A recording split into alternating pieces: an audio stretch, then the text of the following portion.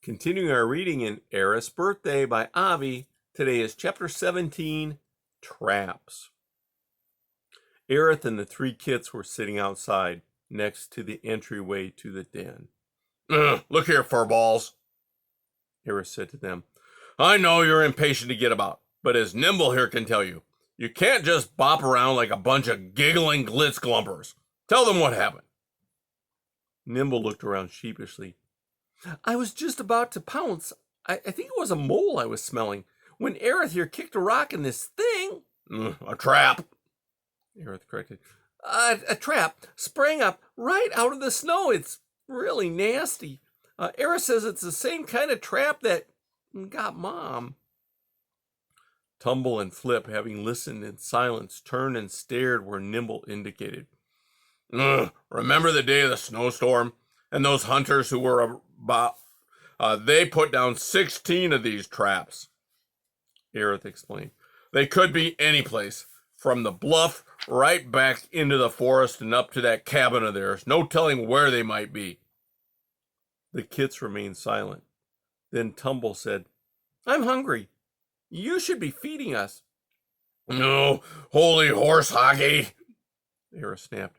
I know you're hungry, but if you go ambling about, you're liable to get killed. I don't believe you, Tumble said. You just like to boss us around. Mom didn't boss us. Dad doesn't. Well, look here, you leaky lump of wallaby filigree. If you want to get yourself snuffed by a trap, that's your business. You old, Tumble started to say, but shut his mouth when Ereth glared at him.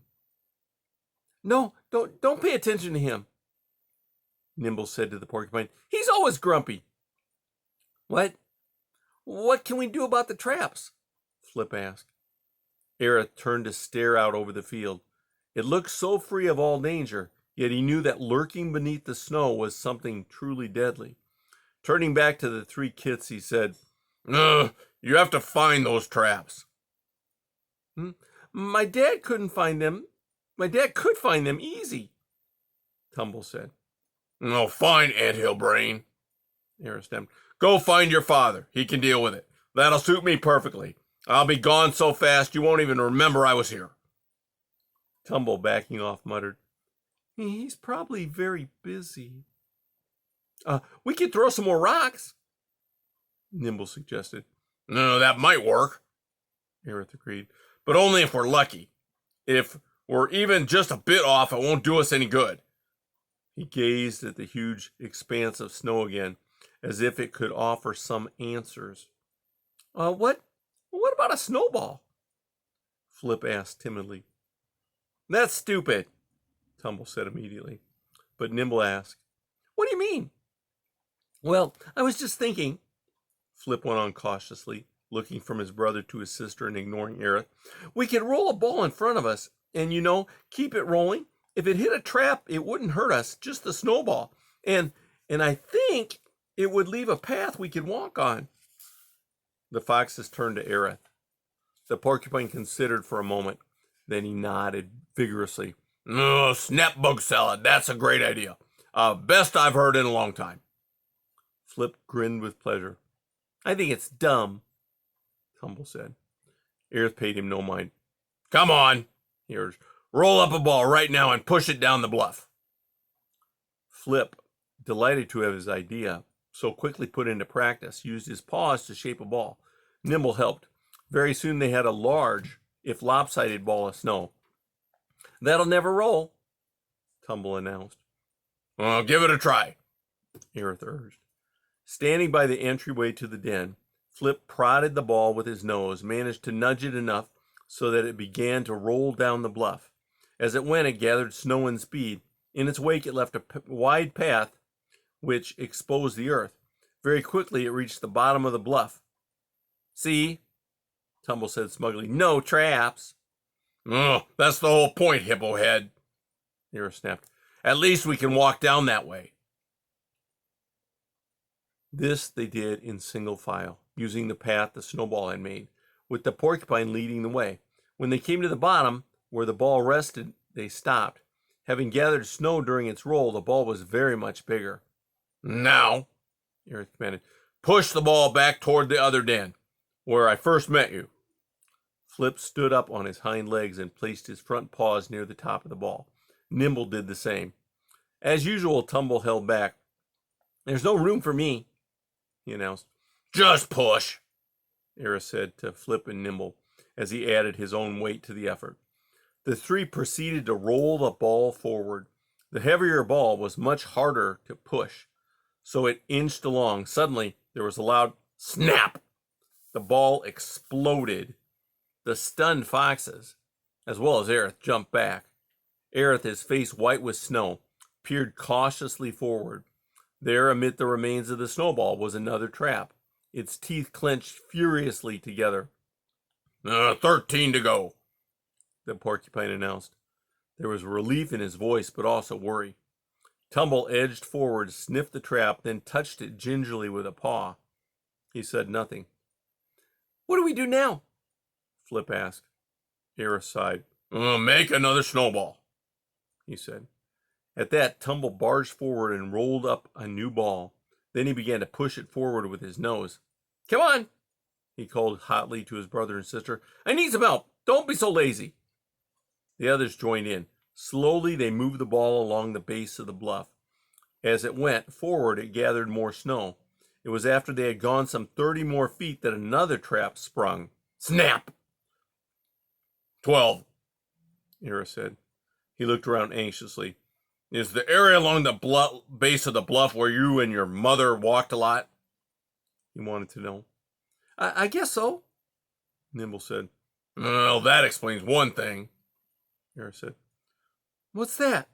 It wasn't an accident that they caught your mother. Those trappers, those humans, were trying to snare you foxes." "But why? Why would they do that?" Flip asked, his voice full of astonishment. "Your fur," Ereth said glumly. The foxes inspected their coats in puzzlement. "Okay," Ereth said.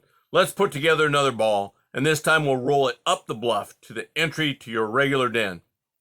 "Up there?" Tumble cried. "Up the bluff? That's too hard."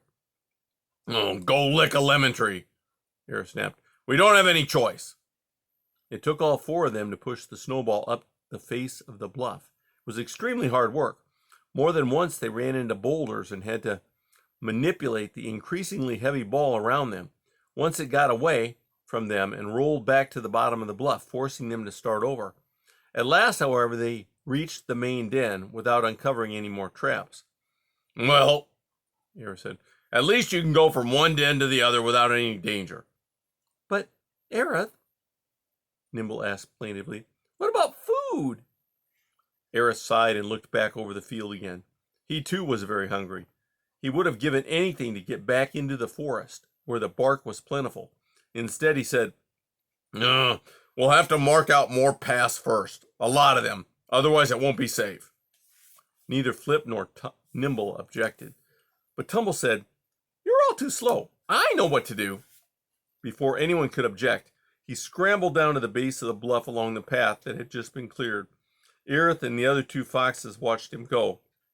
"Why is he always crabby?" Ereth demanded. Nimble exchanged looks with Flip. He misses Dad a lot," Flip blurted out. "I mean, we do too, but that's all Tumble ever talks about, how he wishes Dad would come home." A glum Ereth made no response. He merely watched Tumble. At the base of the bluff, the young fox was hastily putting together another ball of snow.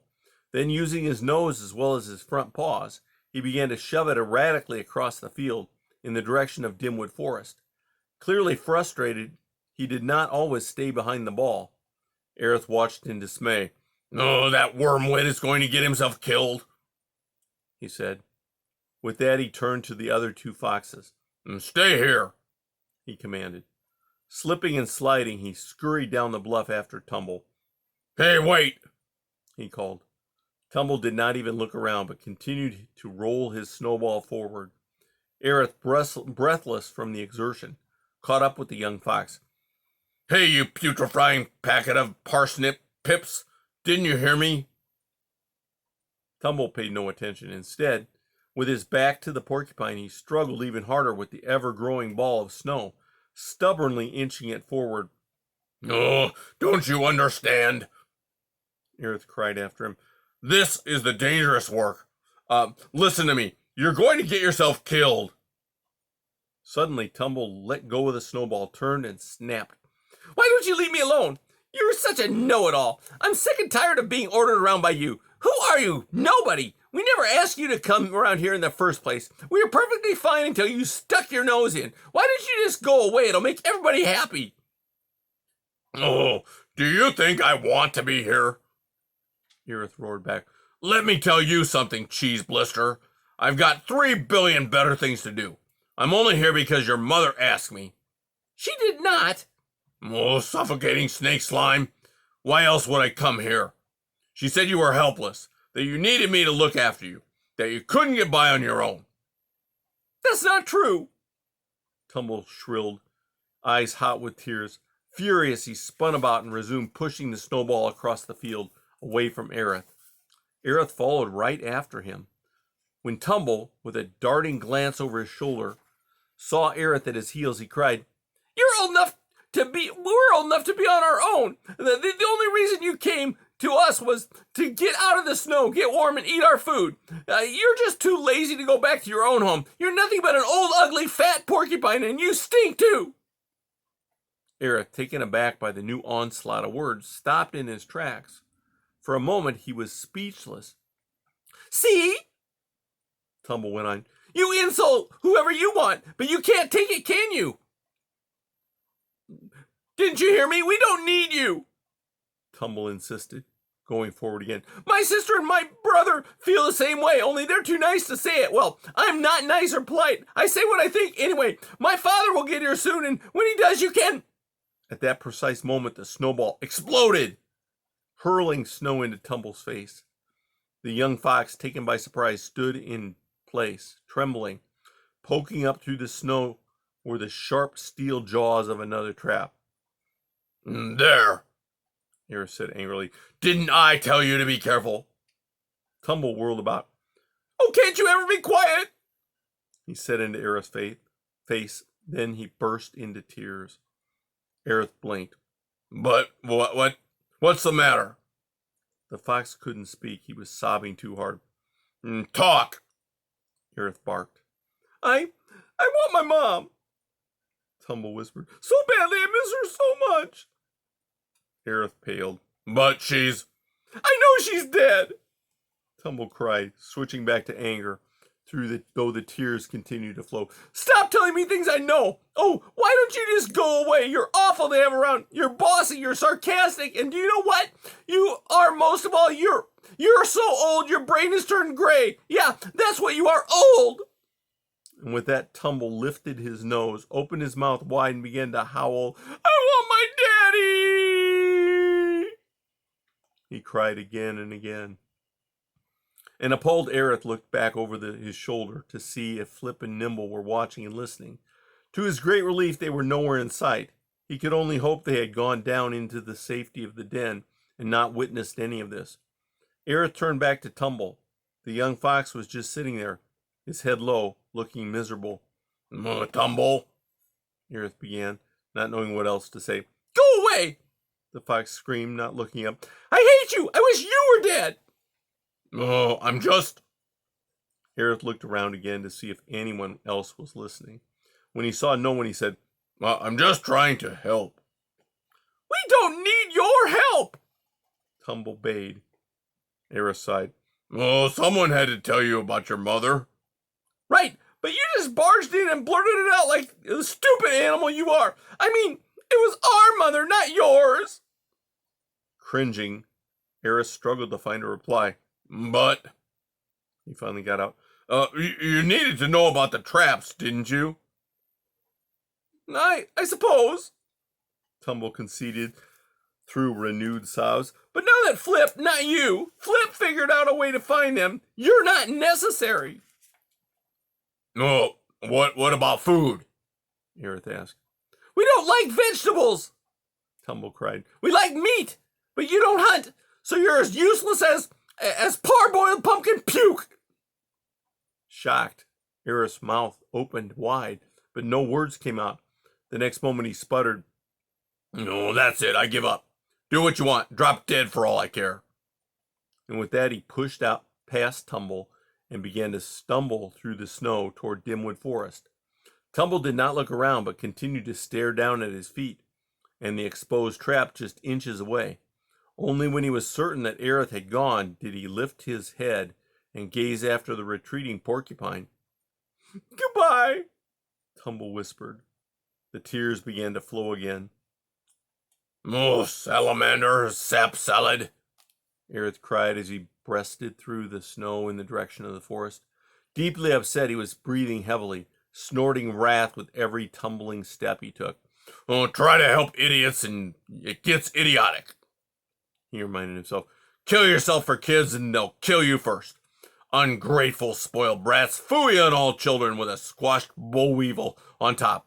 Let them do what they want. They aren't my responsibility." He paused and looked around to see where he was going. "I'll go back into the forest the way I came, get myself some decent food, and head right out for that log cabin. Gobble up some salt. I mean, why should I care about a bunch of bungling and appreciative babies?" Ereth, swearing all the while, pushed steadily across the field.